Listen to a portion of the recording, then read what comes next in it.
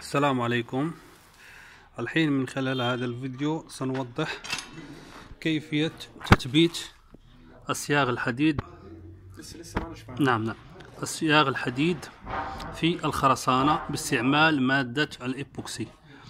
فكما نلاحظ هنا المالك طلب من المقاول توسيع باب الدخول، اللي هو هذا موضح هنا، توسيع المدخل، لأن المقاول أسس تقريبا أشاير درج على متر تقريبا كما تلاحظون. هذه الأشاير الرئيسية اللي هي هذه وهذه وهذه وهذه، لكن بعدها طلب المالك من المقاول توسيع باب دخول، فهذا يحتاج إلى إضافة أشاير درج.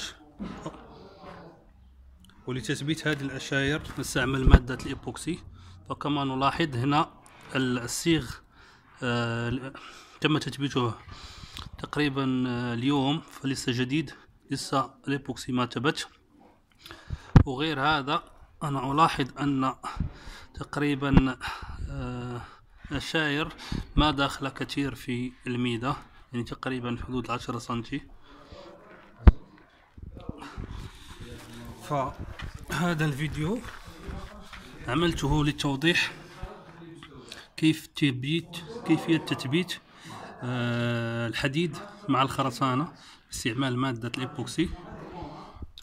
هي كالتالي: أول شيء نقوم بتسوية حفر عن طريق الدريل وتنظيفه جيدا بالهواء أو بالماء. بعد التنظيف ننتظر حتى ينشف الحفرة أو الهول.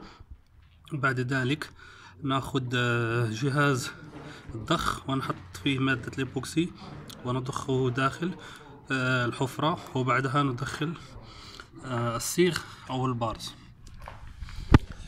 وتترك لمدة 24 ساعة دون التحريك ليقوم الإيبوكسي بتثبيت الأصياغ، لأنه يلعب دور الخرسانة وأكثر حتى في المقاومة.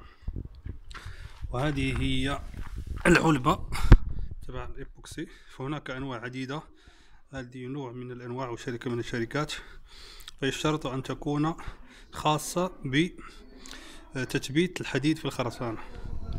هي العلبة الأولى، وهذه العلبة الثانية، لأنهم علبتين يخلطان مع بعض.